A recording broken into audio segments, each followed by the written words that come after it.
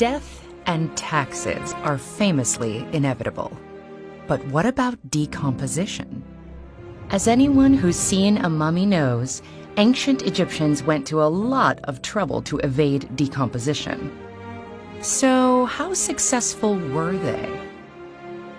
Living cells constantly renew themselves. Specialized enzymes decompose old structures, and the raw materials are used to build new ones. But what happens when someone dies? Their dead cells are no longer able to renew themselves, but the enzymes keep breaking everything down.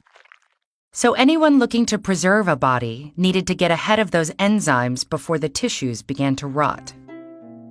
Neurons die quickly, so brains were a lost cause to ancient Egyptian mummifiers, which is why, according to Greek historian Herodotus, they started the process by hammering a spike into the skull, mashing up the brain, flushing it out the nose, and pouring tree resins into the skull to prevent further decomposition.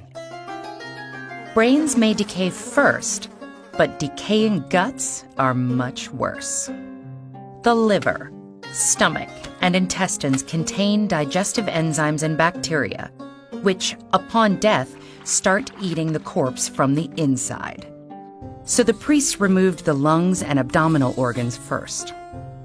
It was difficult to remove the lungs without damaging the heart, but because the heart was believed to be the seat of the soul, they treated it with special care.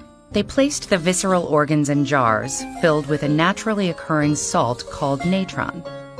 Like any salt, natron can prevent decay by killing bacteria and preventing the body's natural digestive enzymes from working. But natron isn't just any salt. It's mainly a mixture of two alkaline salts, soda ash and baking soda. Alkaline salts are especially deadly to bacteria, and they can turn fatty membranes into a hard, soapy substance, thereby maintaining the corpse's structure.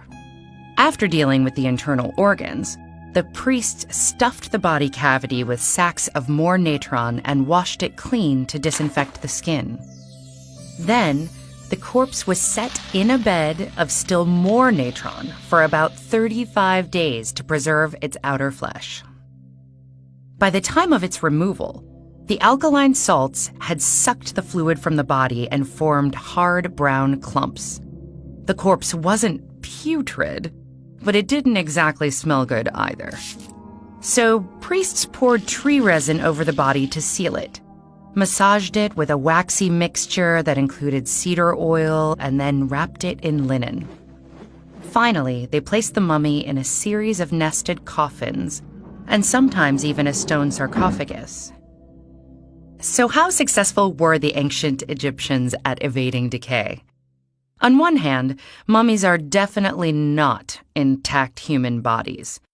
Their brains have been mashed up and flushed out, their organs have been removed and salted like salami, and about half of their remaining body mass has been drained away.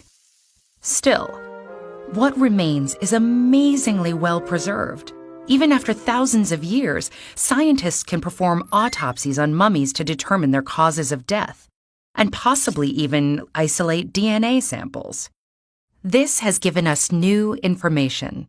For example, it seems that air pollution was a serious problem in ancient Egypt, probably because of indoor fires used to bake bread. Cardiovascular disease was also common, as was tuberculosis. So ancient Egyptians were somewhat successful in evading decay. Still, like death, taxes are inevitable.